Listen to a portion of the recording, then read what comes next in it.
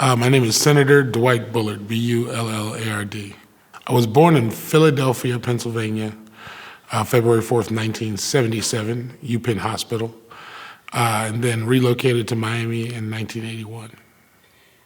When I moved here, I moved into the community of Richmond Heights, which was, I didn't find out till later, the first designed middle-class Black community in the state of Florida. Richmond Heights was amazing. I mean, you're talking about a community, as I mentioned, it was first of its kind. And so to be a kid and know that you had a community that was walkable or bikeable, or in my case, big wheelable, where I could pedal up and down the sidewalk and feel safe, my mom feeling safe with me playing outside, with me going to the corner store.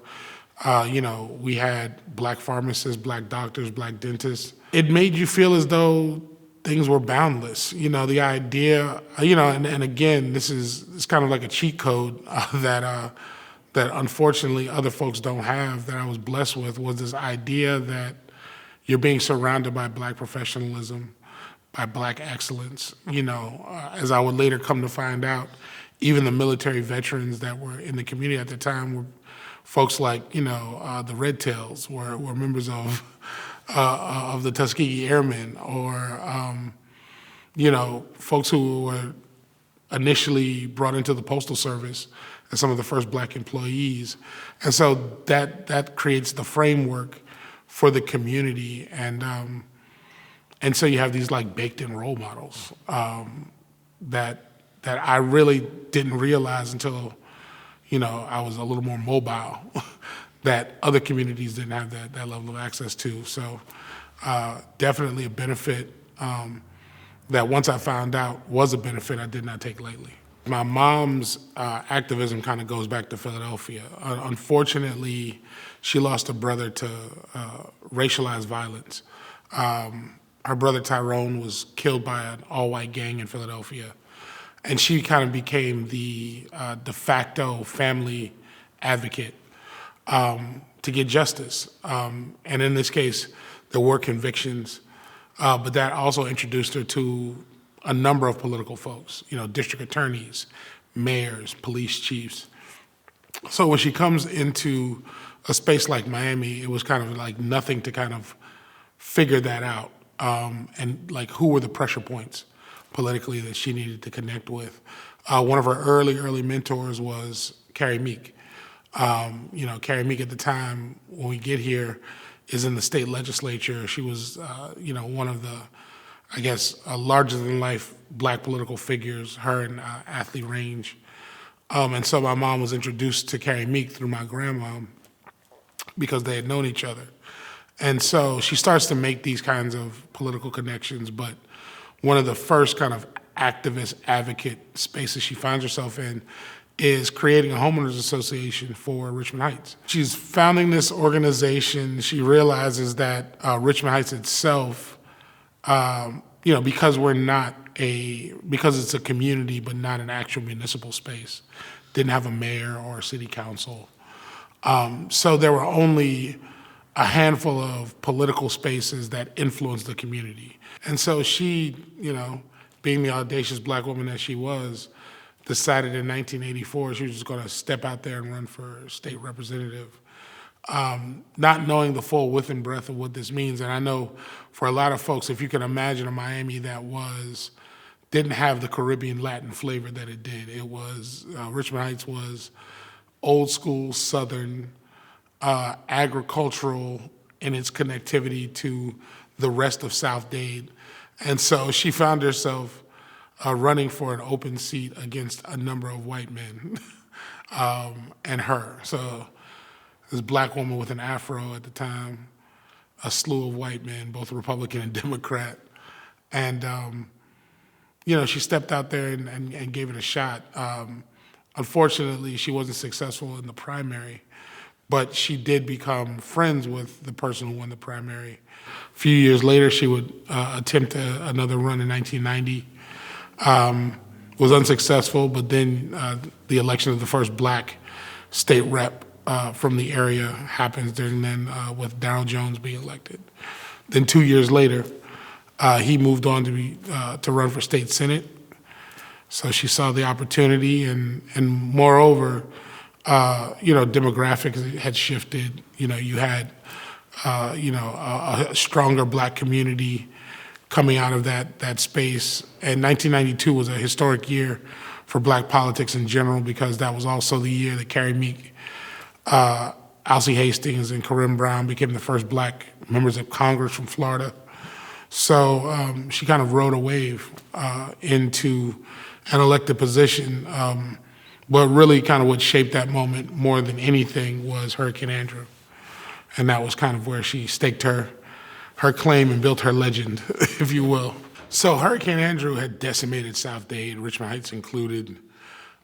We lost our roof on the home that I grew up in. So many communities that kind of made up what would be her district were impacted. Homestead, Florida City, Goulds, Perrine, and the like. And so she had already been advocating, had already, kind of developed herself as a community activist and advocate. Part of her advocacy at that time was making sure folks had their bare necessities: food, water, clothing. And so she was able to organize food and clothing drives, getting folks ice, and helping to develop the community, almost to the point where she forgot that she had filed to run for office, right? She's like, making sure that people are being taken care of. And so, the electorate awarded her because she had been around. She wasn't one of these folks who was just, kind of knocking on doors, asking people who had just lost everything, can I have your vote? It was, how can I help you? What do you need? How can I be of service? And then she was the beneficiary of people recognizing that level of service. When does my political career start? I got a little taste of it when I was in college. I was in student government. At the time that I was in student government, this was around the election of Jeb Bush. And when he comes in, he basically comes in like a wrecking ball, especially at the school that I worked at, because he wanted to start a ranking system for for state schools, and put FAMU in the lowest tier of that ranking system. And so, we felt some type of way as students on that campus. And so a number of advocacy marches, going into the Capitol.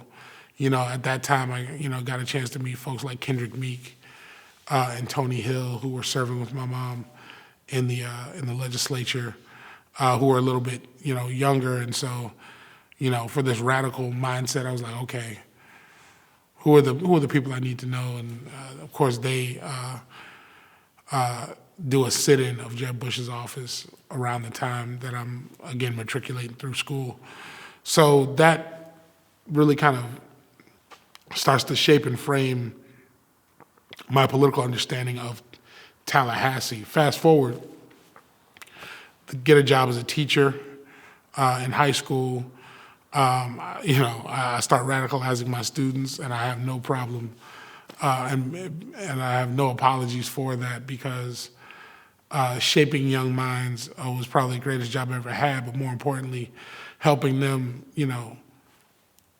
understand their own political identity, I think was critical, because during my time in office, you have everything from, 10 years as a public school teacher, you have everything from 9/11 early in my career to Gina 6, to kind of like the beginnings of Black Lives Matter, murder of Trayvon Martin, all during the time that I was teaching. And so I wanted to make sure that there was a level of understanding there. But in 2008, and just to give a little background, my mom served from 1992 to 2000 in the State House.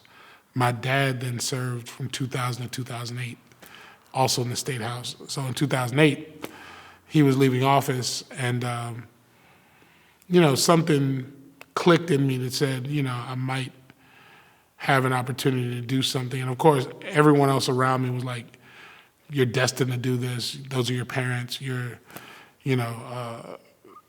but for me, I was very anti-electoral politics.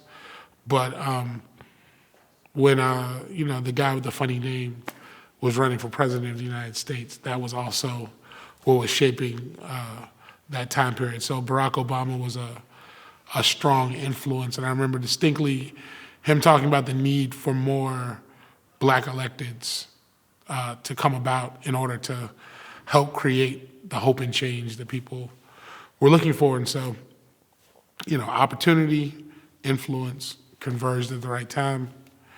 Decided to run for office in 2008, was successful, and had the opportunity to serve for 8 years in the Florida House and Senate.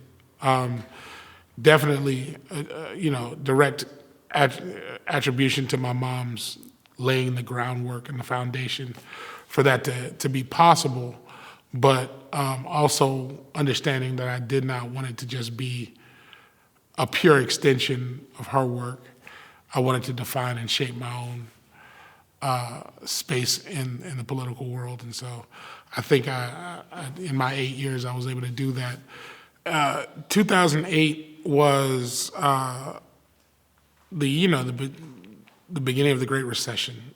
So we're dealing with a lot of economic turmoil, a lot of economic uncertainty, people losing jobs, people losing homes. And I remember my first meeting in the legislature after I get elected. We go into the meeting and they're like, "Hey, no pressure, but we got to slash the budget by 20%." I was like, I'm new here. What do you mean? Like, explain. They're like, we need to go through the education budget and take out 20% of what you currently see on paper. And I was like, and I was baffled because they were dead serious. They were like, what are the programs that you think don't work in education off rip, just on this white sheet of paper, and let's start going in and gutting it. And I remember it was eye-opening because, I'm taken aback by this thing as a teacher, because I'm still teaching at the time, and I'm like, these are my friends. Like, I know, like, these cuts, I know what they're going to mean. I know, who they're going to impact. That was my first introduction to understanding, political favoritism and agendas, and understanding that people did not have the best interest of everyday people in mind. And so going through the 8 years, that was a continuous theme of, watching people operate in a dismissive manner. Another pivotal point for me was, of course, the murder of Trayvon Martin, and really trying to deal with staying your ground, and just like having folks operate from this like very malicious standpoint, and one state legislator even being as problematic as to say, well, staying your ground's working the way it was intended to, in the midst of the murder of a 17-year-old kid. And so, those were some of the key moments during my time in office that kind of just like stick out of my head around how people can be, the kind of essence of being super privileged and super callous at the same time because of that privilege. That because they know that their children aren't going to be impacted, or that, something's not going to affect their communities or their bottom line.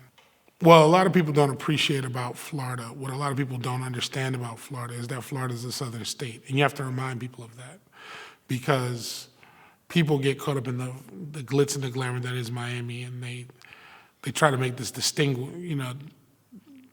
distinction between the two, that, oh, I live in Miami and Florida's over here. And we joke about it, that Miami's not Florida and things of that nature. But the reality is it's impacted by the laws that are set in Tallahassee. And so one thing that has been a problem for a while is voter suppression, how voter suppression shows up. The impact on certain polling places that happen to be predominantly black or predominantly black Haitian, or the language issues that oftentimes pop up where we will, make sure, we'll bend over backwards to make sure things are bilingual, but God forbid we ask them to be trilingual and include Creole as a thing. Like, it is kind of this very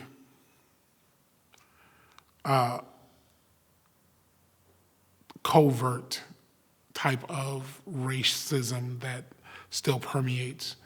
It's no longer the who can go to what bathroom issue that people are faced with. It is, what is the fairness and what is my, ability as a person to live and thrive in a space. In a perfect world, people will be able to just be who they are, be their whole selves, regardless of ethnicity or background, be able to show up.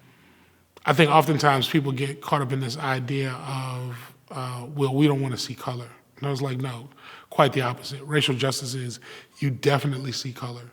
You respect color. You respect what someone has been through and what someone has experienced, how they get to where they are, and understand that there should not be barriers that prevent someone from getting to where they are because of their race or ethnicity.